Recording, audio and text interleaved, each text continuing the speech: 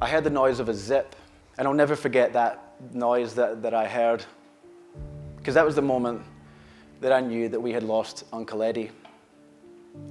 He was in the room next door, and that noise of that zip was the body bag that Eddie was in. I think that hearing that noise at such a young age, it lit the fire of empathy inside me.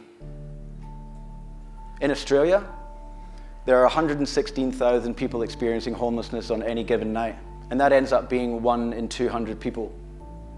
Australia is a place that if you have an idea, people will give you a hand and they'll give you a leg up. And I think that's one of the really most powerful things about Short Back and Sidewalks is the help that we've had in being able to do what we've done over the last 8 years.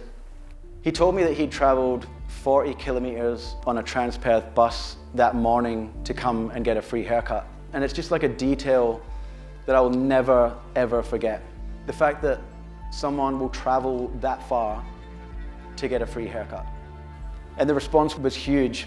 It was ABC Radio National, Channel 9, Channel 10, you name it, Channel 7. They were all wanting to know what the hell we were doing in that car park in Perth. Short Back and Sidewalks started off with one barber. And now we operate in Perth, Sydney, Melbourne, Adelaide. And it's something that we want to really expand. Something happened to Michael today with regards to one of your volunteers, and that he wanted you to know about it.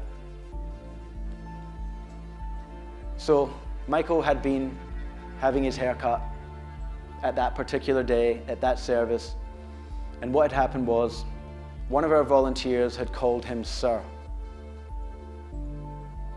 And that was the first time that anybody had acknowledged Michael in the gender that he now identified with.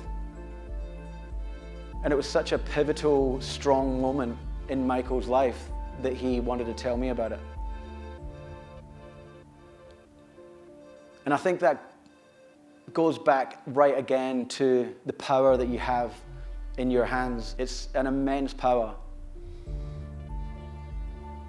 And it's something that is literally changing people's lives.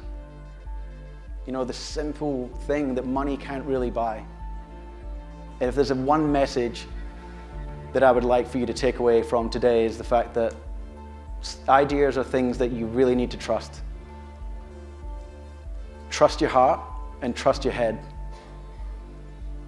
And if you're sitting there with an idea that you're sitting there thinking it's not something that I want, for whatever reason that you've made up, I'd really, really urge you to think about it again. Because all of this just came from an idea.